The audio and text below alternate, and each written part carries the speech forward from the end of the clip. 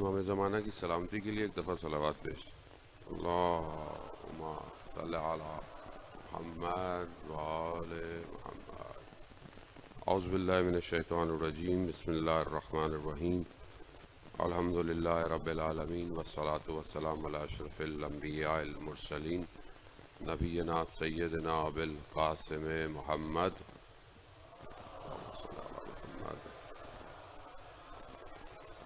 وعلی آلہ الطیبین الطاہرین المعصومین لا سیما بقیت اللہ فی الارضین روحی و ارواحنا لتراب مقدم الفدا ولعنت اللہ علی اعدائہم اجمعین. بسم اللہ الرحمن الرحیم. رب اشرح لی صدری ویسر لی امری واحلل عقدۃ من لسانی یفقہوا قولی. اما بعد فقد قال رسول اللہ صلی اللہ علیہ وآلہ وسلم ان الحسین مصباح الہدی وسفینۃ النجات.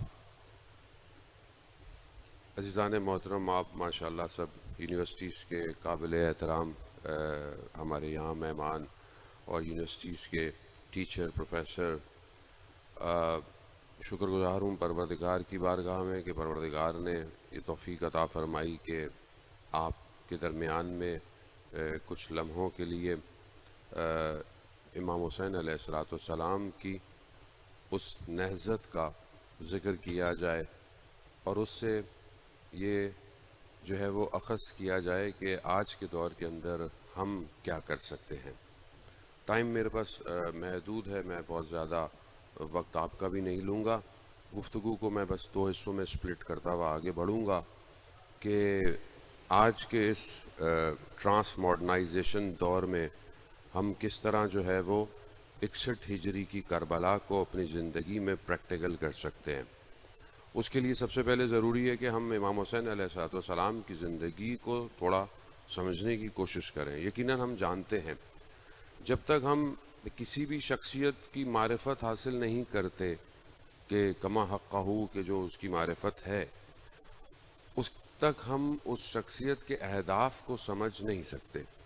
اگر آپ کو پتا ہو کہ یہاں سامنے بیٹھنے والے جو ہیں وہ وائس چیئرمین ہے، پروفیسر ہیں، ہیڈ آف ڈپارٹمنٹ ہیں، جب آپ ان کی شناخت کر لیتے ہیں تو پھر اس کے بعد آپ دیکھتے ہیں کہ ان کا کام کیا ہو سکتا ہے، ان کا ہدف کیا ہو سکتا ہے.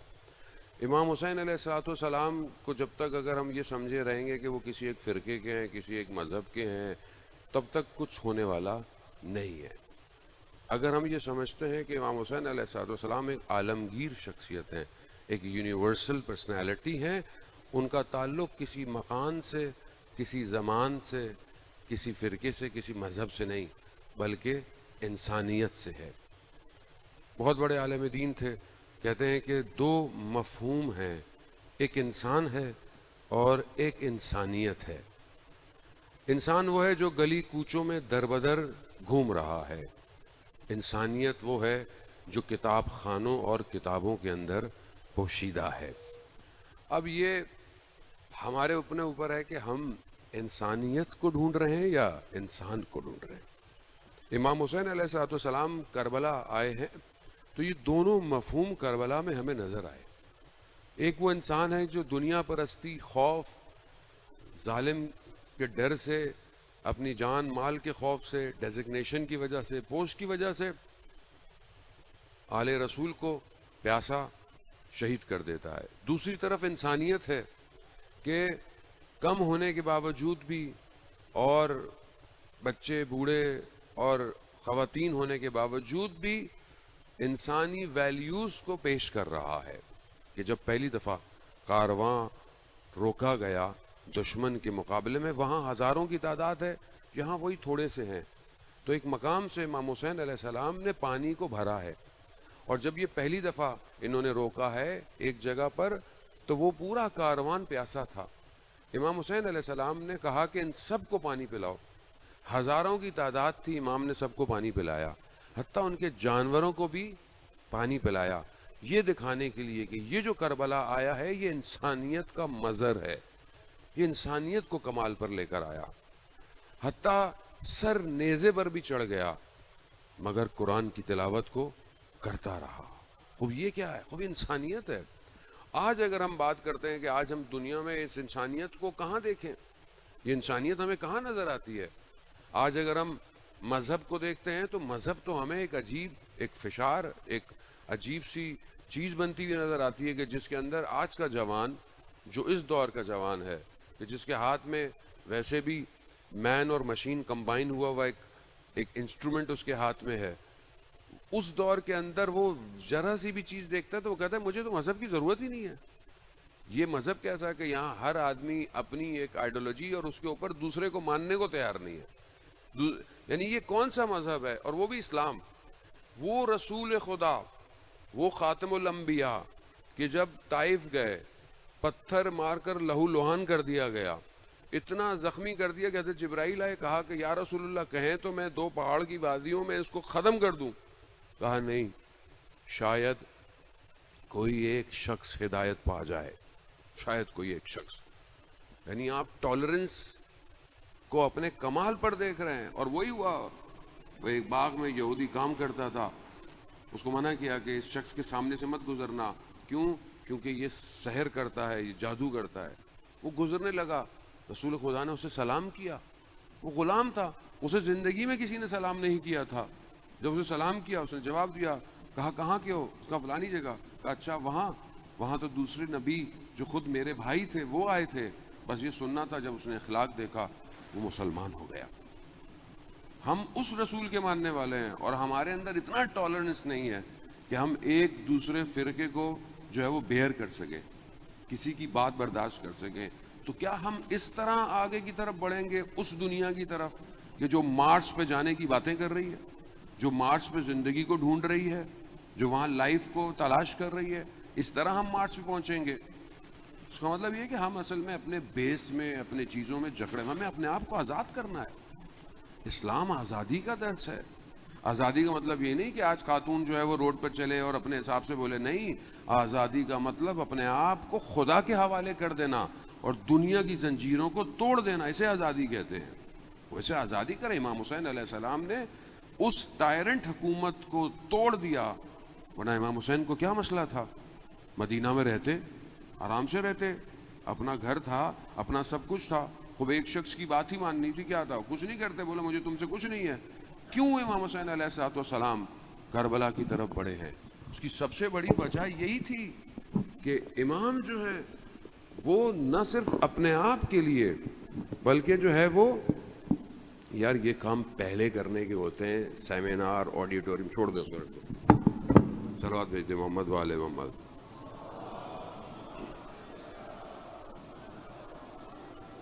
یہی ہمارا بھی ایک بہت بڑا پرابلم ہے۔ ابھی میوزک کنسرٹ ہوتا، ہمارے پاس مہنگا ترین آڈیو سسٹم لگا ہوا ہوتا۔ جب آپ کوئی پروگرام کر رہے ہیں تو آپ کو پتا ہونا چاہیے کہ آپ اس پروگرام کی نوعیت کو سمجھیں۔ یہی ڈس مینجمنٹ کہہ لیں یا آپ جو بھی ہمیں کہہ لیں، دین سستا ہے ہمارے لیے، باقی ہر چیز مہنگی ہے۔ آپ کوئی چیز موزہ لینے جائیں تو برانڈ چیک کرتے ہیں آپ، لیکن دین کہیں سے بھی مل جائے، سستا مل جائے، فی سبیل اللہ ہے۔ فی سبیل اللہ کا مطلب فری نہیں ہوتا، فی سبیل اللہ کا مطلب اپنی پوری طاقت اللہ کی راہ پہ خرچ کرنے کو کہتے ہیں۔ اور اس کو سمجھنے کی کوشش کریں۔ تو امام حسین علیہ السلام کیوں آئے؟ کیوں اپنے لیے نہیں آئے؟ امام حسین کو کیا مسئلہ تھا؟ امام حسین اگر جو ہے وہ اشارہ کرتے تو زمین پانی اگلنا شروع کر دیتی، آسمان پانی بہانا شروع کر دیتا۔ امام حسین بشریت کی بقا کے لیے آئے کہ دنیا آج آپ کے سامنے کتنے 100 سال 1400 سال گزر گئے، آج پوری دنیا کے اندر اگر آپ انٹرنیٹ یوز کرتے ہیں اور کرتے ہیں، گوگل کریں، آپ کو پتہ چلے گا کہ دنیا کے کس کس خطے کے اندر، کس زبان کے اندر، میں خود افریقہ کے ایسی جگہوں پر گیا ہوں، آپ اس دنیا کے نقشے میں اس جگہ کو ڈھونڈ ہی نہیں سکتے، نقطے کی طرح ہے وہ دنیا کے نقشے کے اندر۔ وہاں پر جا کر میں نے دیکھا کہ لوگ اپنی زبانوں میں امام حسین کا ذکر کر رہے ہیں، مگر کوئی ان کو پیسے دیتا ہے، مگر کسی نے ان کو بولا ہے کہ یہ کام کرو۔ وجہ کیا ہے؟ وجہ کیا ہے کہ امام حسین علیہ السلام مصباح الہدیٰ و سفینۃ النجات ہے۔ یہ کس نے فرمایا؟ یہ رسول خدا فرما گئے۔ وہ رسول کی جس کی زبان سے نکلا ہوا لفظ ہمیں وحی کی عکاسی کرتا ہے، ہم نے قرآن مانا، وہی رسول جب یہ کہہ رہا ہو ان الحسین مصباح الہدیٰ و سفینۃ النجات، کہ بے شک امام حسین جو ہیں وہ ہدایت کا چراغ ہے اور نجات کی کشتی ہیں۔ کس کے لیے؟ پوری دنیا کے لیے۔ ہر مخلوق کے لیے، ہر زمانے کے لیے. آج بھی اگر دنیا گمراہی کی طرف ہے، ظلمت کے اندھیروں کی طرف ہے، تو اسے چاہیے کہ امام حسین کی در کی طرف آئے. یہ در سب کے لیے کھلا ہے. یہ ہماری غلطی ہے، میرے جیسے علماؤں کی غلطی ہے، البتہ میں اپنے آپ کو تو طالب علم سمجھتا ہوں، ہم لوگوں کی غلطی ہے کہ ہم نے اس کو کس طرح استعمال کیا. ہماری مجلسیں یا ہمارے پروگرام ایسے ہیں کہ دوسرے فرقوں کو ہم نے آنے نہیں دیا. اسلام تو امنیت کا دین ہے. اسلام تو دوسرے مذہب کو، کرسچن ہو کوئی اور ہو، اس کو امنیت دیتا ہے کہ آپ اقلیت میں ہیں، ہم آپ کو امنیت دیتے ہیں، سلامتی دیتے ہیں. لیکن ہم افسوس کے ساتھ کہ ہم نے اپنے نفس کی خواہشات کی خاطر، اپنی تھوڑے سے فائدوں کی خاطر، ہم نے اس وقت بھی دین قربان ہوئے، آج بھی دین قربان ہو رہا ہے. آج بھی دیکھیں وقت ہے ہمارے پاس، ابھی بھی ہم زندہ ہیں. اللہ نے جب تک زندہ ہیں ہمیں وقت دیا ہوا ہے. ابھی بھی امام حسین کا آخری فرزند، جو کہ سنی شیعہ تمام منابوں کے اندر، سیاستہ کے اندر، سب سے زیادہ مسند احمد کے اندر آخری امام کی احادیث موجود ہیں. کون ہوگا، والد کون ہوگا، القاب کون ہوں گے، کنیت کون ہوگی، کہاں آئے گا، کیسے آئے گا، سب موجود ہے. صرف ایک مائنر سا فرق ہے شیعہ سنی منابوں کے اندر. وہ کیا ہے؟ اہل سنت برادران کے منابع یہ کہتے ہیں کہ وہ پیدا ہوں گے، شیعہ حضرات یہ کہتے ہیں کہ وہ پیدا ہو چکے ہیں. اس سے کوئی فرق نہیں پڑتا. مگر رسول خدا صلی اللہ علیہ وآلہ وسلم، درود بھیج دیں رسول خدا، اللہ رسول خدا نے جب یہ فرمایا ہو کہ وہ پیدا ہوں گے تو یقیناً پیدا ان کے بعد ہی ہوں گے. چاہے 250 سال بعد پیدا ہوں، چاہے 1400 سال بعد پیدا ہوں، اس سے فرق نہیں پڑتا، پیدا ہوں گے. اب پیدا ہو کے شخص جو آئے گا ظہور میں وہ ایک ہی ہے. حتیٰ کرسچن، حتیٰ جو ہے وہ جیوز کی بک، حتیٰ بدھزم کی کتابیں، زرتشت، سب کی کتابوں میں آنے والا شخص ایک ہی ہے. وہ جو آئے گا وہ آ کر دنیا کو عدالت سے بھرے گا، اور جہاں دنیا ظلم اور جور سے بھرے. آپ کے سامنے آج دنیا کس حالت کے اندر ہے. ہر طرح کا ظلم اس ٹائم دنیا کے اندر ہے، چاہے وہ اکنامیکل ہو، چاہے وہ سوشل ہو، چاہے وہ انسیکیورٹی ہو، پولیٹیکل ہو، سب کچھ. اور سب سے زیادہ تو آپ سے ریلیٹڈ اس ٹائم دنیا پھنسی ہوئی ہے میڈیکل. یہ وبا، یہ وائرس، یہ پینڈیمک، یہ بایولوجیکل وار جو کہ انسانیت کے اوپر حاوی کر دی گئی ہے. خوب اس سب کو کون ختم کرے گا؟ کہ ہم ساری زندگی ویریئنٹ ہی برداشت کرتے رہیں گے، یا ہر 6 مہینے میں ایک ویکسینیشن ہی لگاتے رہیں گے؟ کوئی تو آئے، کوئی تو ڈیوائن میڈیسن لے کر آئے، کوئی تو انسانیت کو بچائے. کون آئے گا؟ کس دنیا کے کس سسٹم کے پاس انسانیت کی نجات ہے؟ دنیا کا کوئی سسٹم انسان کو نہیں بچا سکتا. بڑے بڑے آپ دیکھ لیں اپنے آپ کو جو کہتے ہیں کہ ہم بہت بڑی جو ہے وہ حکومتیں ہیں، ناکامیوں اور بدبختیوں کے ساتھ ہمارے ہمسائے ملکوں سے بھاگ رہی ہیں. اگر آپ کہتے ہیں کہ چائنا کا موڈیول اس ٹائم فائنینشلی سب سے سٹرونگ موڈیول ہے چائنا کا، لیکن چائنا کے پاس سوشل انڈیویجول نجات نہیں ہے، خود ان کی اپنی مشکلات ہیں بہت زیادہ. تو کون بچائے گا؟ کوئی نہیں بچا سکتا سوائے خدا کے نمائندے کے. یاد رکھیے گا، کیونکہ جس نے خلق کیا ہے وہ جانتا ہے اپنی مخلوق کو کیسے بچا سکتا ہے. تو ہم اگر اس طرف بڑھتے ہیں، ایک امام حسین 61 ہجری میں آئے، لوگوں نے بلایا، لوگوں نے امام کا ساتھ نہیں دیا. آج جو آنے والا ہے اس کا وقت معین نہیں ہے، لیکن اس نے آنا ہے. خدا کا وعدہ ہے. خدا قرآن میں کہتا ہے، سورہ انبیاء میں کہتا ہے کہ ہم زمین کو اس کے اصلی وارثوں کی طرف پلٹا دیں گے. خدا اپنے وعدے سے وعدہ خلافی نہیں کرتا. بقیت اللہ خیر لکم ان کنتم کی جو قرآن کی آیت ہے، جو حضرت شعیب کے لیے اس دور کے لیے اتری تھی، روایت حدیث کہتی ہیں کہ بقیت اللہ اس آیت کے اندر کوئی اور نہیں سوائے آخری امام کے ہے. اس لیے جب امام تشریف لائیں گے مکہ کے ساتھ کھڑے ہوں گے، یہی کہیں گے انا بقیت اللہ، میں ہوں اللہ کا باقی. تو آج ہماری ذمہ داری بنتی ہے کہ آج اگر ہم امام حسین علیہ السلام کے لیے غمزدہ ہیں، پریشان ہیں، اور دل میں یہ درد رکھتے ہیں کہ امام کے ساتھ ظلم ہوا، امام کو شہید کر دیا گیا، امام کا پیغام جو تھا وہ پوری دنیا کے لیے تھا، تو آج امام کا فرزند ہمارے درمیان میں موجود ہے یا پھر آ جائے گا، آنے والا ہے. تو ہمارے پاس کیا ہے اس کو دینے کے لیے؟ اگر ہم چاہتے ہیں کہ دنیا کو ظلم سے ختم کریں، عدالت سے بھریں، دنیا اچھی ہو، as a medical student, as a doctor, as a جو ہے وہ میڈیسن کے اندر یا کوئی بھی جتنے بھی آپ اپنے سبجیکٹ اٹھا لیں تو ہمارا کیا وظیفہ بنتا ہے؟ صرف ہم کتابیں پڑھتے رہیں، 4-5 سال بعد ڈاکٹر بن جائیں، پریکٹس کرتے رہیں، پھر اس کے بعد دنیا ہمیں بولے یہ دوائیاں استعمال کرو، یہ کھلاؤ، وینٹیلیٹر پہ لگا دو، یہ کر لو، وہ کر لو. تو پھر ہم خود کیا کر رہے ہیں؟ ہمارے اپنے پاس کیا ہے؟ ہم نے خود کیا سیکھا ہے ٹریٹمنٹ کے لیے؟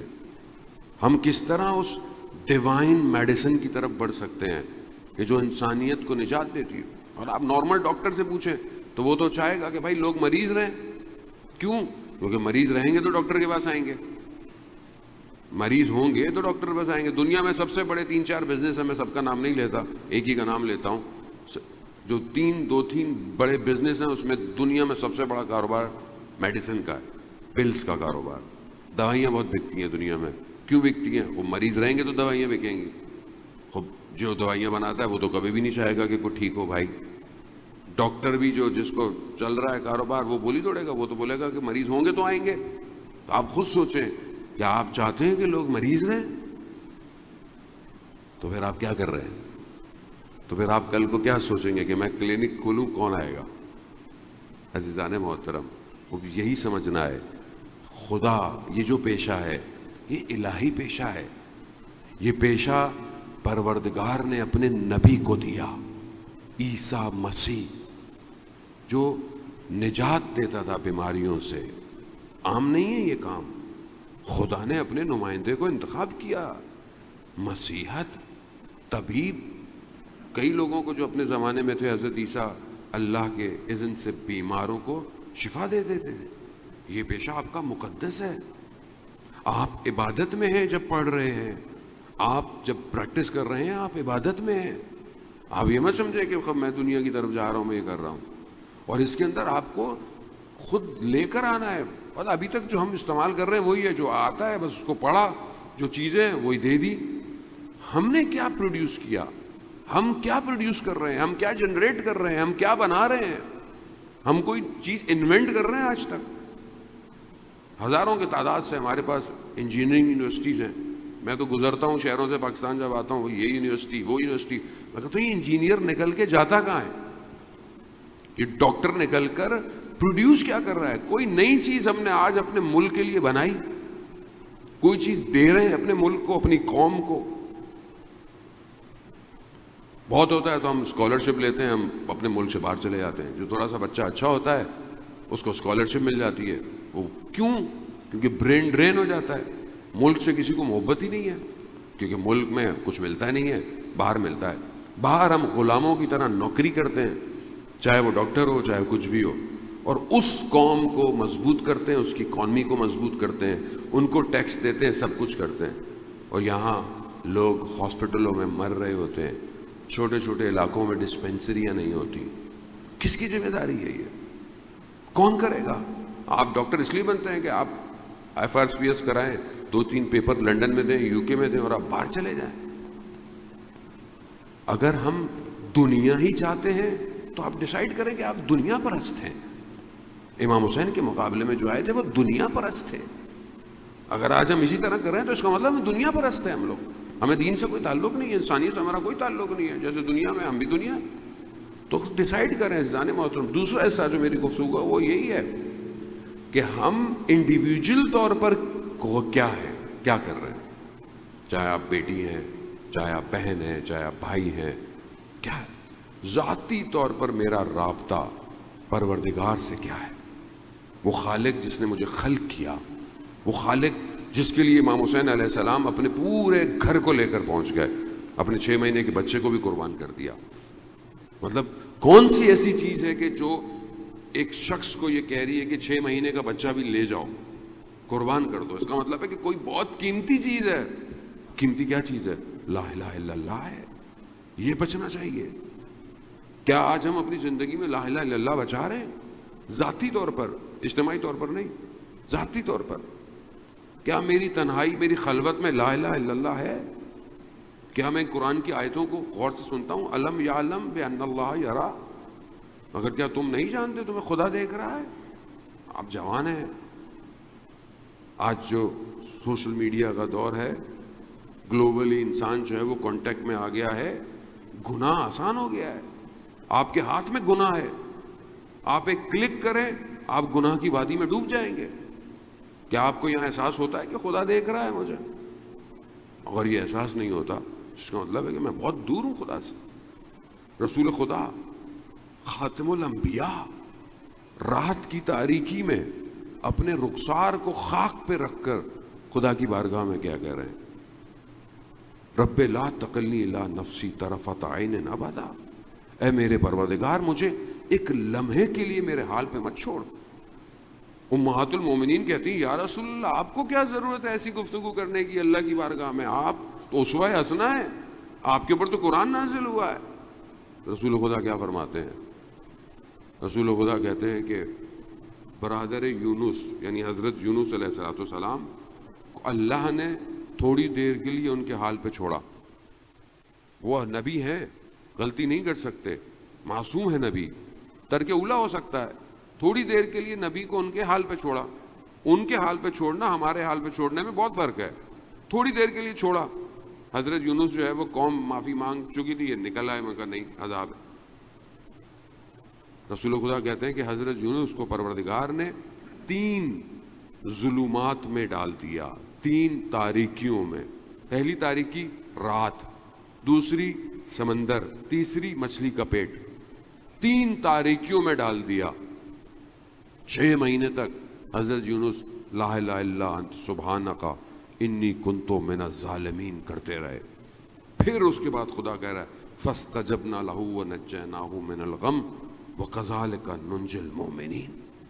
خدا نے پھر اس کو قبول کیا۔ حضرت یونس، ہم پورا دن کیا کرتے رہتے ہیں؟ ہم کتنا اپنے حال پہ رہتے ہیں صبح سے شام تک، جو دل چاہا دیکھ لیا، جو دل چاہا سن لیا، جو دل چاہا بول لیا۔ مگر خدا ہمیں کلوز زوم کر کے نہیں دیکھ رہا کہ ہم کیا کر رہے ہیں۔ مگر کیا ہم نے قبر میں نہیں جانا؟ مگر کیا ہمارا قیامت میں ایمان نہیں ہے؟ روز محشر ہمارے ساتھ کیا ہونے والا ہے؟ عزیزان محترم، جوان ہے اپنی جوانی کی قدر کرے، یہ دن دوبارہ نہیں آتے۔ اپنے ٹائم کو قیمتی سمجھے، خدا ایک سیکنڈ کا حساب لے گا۔ خدا جب قرآن میں کہتا ہے کہ میں مسکال کے ذرے کے برابر بھی تم نے اگر نیکی کی ہوگی نا میں تمہیں دکھاؤں گا، اور اگر گناہ کیا ہوگا، برائی کی ہوگی، شر کیا ہوگا، اسے بھی دکھاؤں گا۔ خوب آپ اپنے آپ کو بچائیں، حفاظت کریں۔ اگر آپ چاہتے ہیں کہ ایک اچھے انسان بنے، ایک اچھے مسلمان بنے، ایک اچھے پاکستانی بنے، تو آپ کو اپنے نفس کی حفاظت کرنی ہے۔ امام حسین کے مقابلے میں جو آئے تھے وہ اپنا نفس دنیا کو بیچ چکے تھے، تبھی تو جانتے تھے رسول کا نواسا ہے، جانتے تھے سب کچھ ہے، اصحاب تھے امام حسین کے ساتھ، حبیب ابن مظاہر جیسے، مگر پھر بھی امام حسین کو انہوں نے پیاسا شہید کر دیا۔ کیوں؟ کیونکہ دنیا اندر اتنی گھس چکی تھی، شہرت، دولت، پوسٹ، ڈیزگنیشنز، جان کا خوف، مال کا خوف، اولاد کا خوف، گھر کا خوف۔ اگر آج ہم بھی انہی خوفوں کو لے کر معاشرے میں چل رہے ہیں تو پھر ہم خدا تک نہیں پہنچ سکتے۔ اپنے آپ کو قدر کریں۔ ایک حلال لقمہ انسان کو کمال پہ لے جاتا ہے، اور ایک حرام لقمہ انسان کو برباد کر دیتا ہے۔ ایک عالم دین نے اپنے بچے کی اتنی تربیت کی اور پھر تھوڑی سی کچھ گڑبڑ ہوئی تو پریشان ہوئے کہ میں نے تو اس کو ہمیشہ حلال کھلایا ہے۔ پھر اپنی زوجہ سے پوچھا کہ کیا جب یہ دنیا میں نہیں آیا تھا، پریگننٹ تھی، اس وقت تو کوئی ایسا کام نہیں کیا آپ نے؟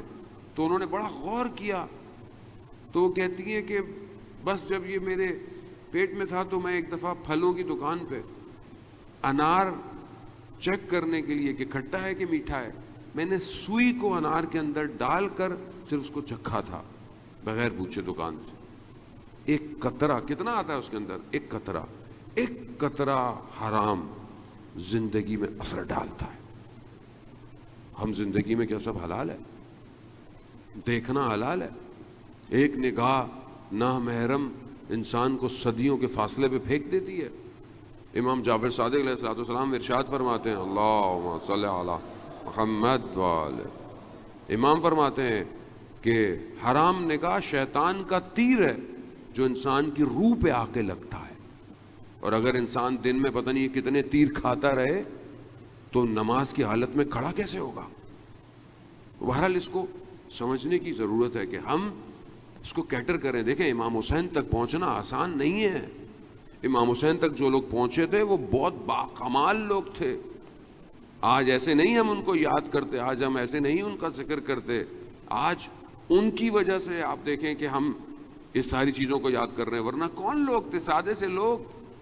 وہاب ابن کلبی مسیح ہے, کرسچن ہے, 17 دن پہلے شادی ہوئی ہے, مگر امام حسین سے ملا, مسلمان ہو گیا, شیعہ ہو گیا, اور امام کی راہ میں اپنے آپ کو قربان کر دیا. آج ہم اس کو سلام کرتے ہیں.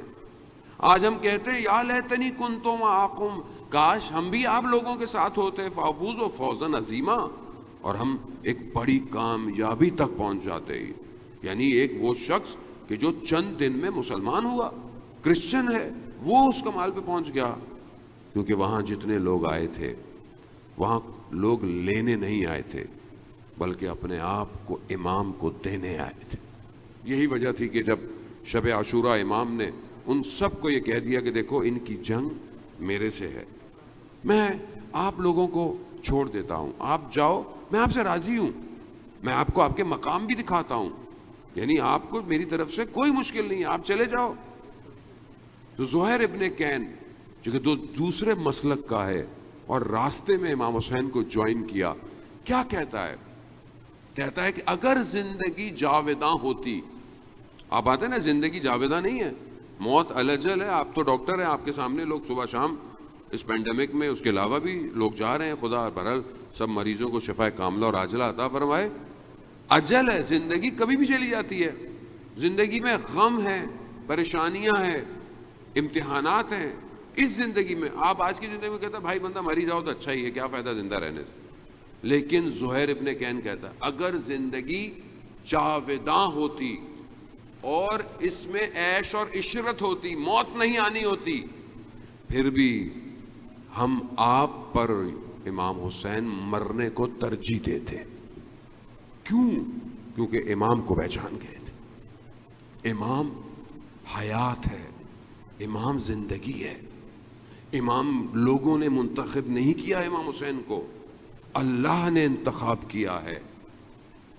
رسول خدا اپنی زندگی کے آخری ایام میں امام حسین کے دروازے کے آگے کھڑے ہو کر اپنی بیٹی کے دروازے 6 مہینے تک السلام علیکہ یا اہل بیت النبوہ پڑھتے رہے, سلام کرتے رہے. یہ وہ گھر ہے کہ جو معدن الرسالہ ہیں, یہ وہ گھر ہیں جو مختلف الملائکہ ہیں. ملائکہ کی آمد و رفت ان کے گھروں میں تھی. ان کے لیے جو ہے وہ آسمان سے جو ہے وہ لباس لے کر آیا گیا. یہ ہے جو رسول کے شانوں پر سوار ہو کر دیکھنے والا کہتا تھا کہ سوار کو دیکھوں یا سواری کو دیکھوں. یہ وہ ہستیاں ہیں کہ جنہیں خدا نے انتخاب کیا ہے. آخری امام جن کا ہم انتظار کر رہے ہیں, اسے دنیا کا ڈیموکریٹک سسٹم, دنیا کا جمہوری سسٹم نہیں انتخاب کرے گا, نہ بادشاہت نہ مملوکیت. وہ خدا کا نمائندہ ہے. تو ہم اپنے آپ کو اس قابل کریں کہ اس کاروان میں شامل ہو سکیں. اب جو بھی ہمارا پروفیشن ہے, میڈیکل ہو, انجینئر ہو, ڈاکٹر ہو, میڈیسن ہو, فارمیسی ہو, کوئی بھی چیز ہو, آپ اپنے آپ کو اس قابل کریں کہ خدا آپ کا خریدار بن جائے. اپنے نفس کو اس قابل کریں کہ کم سے کم اگر اس کی قیمت لگے عالم ارواح میں تو اس کی قیمت جنت لگے. نہ بیچیں اپنے نفس کو دنیاوی خواہشات کے لیے, نہ بیچیں اپنے نفس کو ایک نامحرم کی تصویر کے لیے, ایک فلم کے لیے, ایک گناہ کے لیے. آپ کا نفس قیمتی ہے, آپ خود قیمتی ہیں. اگر خاتون خدا کے نزدیک مخلوق قیمتی نہ ہوتی تو خدا سورہ نور میں انہیں نہ کہتا اپنے رسول کو, اے رسول اپنی عورتوں سے کہو کہ وہ چادر کر لیں, حجاب کر لیں, اگر قیمتی نہ ہوتی. خدا جانتا ہے کہ میری مخلوق کیسی ہے. بس میں اس سے زیادہ مزاحم نہیں ہوں گا. عزیزان محترم, وقت میرا جو ہے وہ اختتام ہے. بس آخری نقطہ کہ امام حسین علیہ السلام ایک یونیورسل ہستی ہیں.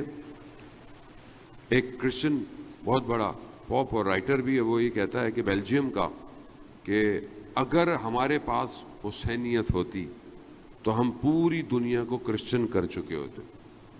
اور ایک ہمارے پاس ہے حسینیت ہم نے دوسروں کو مسلمان کیا کرنا، ہم نے تو آپس میں ہی اتنا آپس میں اختلاف ڈال دیے ہیں کہ ہمیں اپنے مسلمان ہونے پر شک ہو گیا ہے۔ والصلاۃ والسلام ورحمۃ اللہ وبرکاتہ۔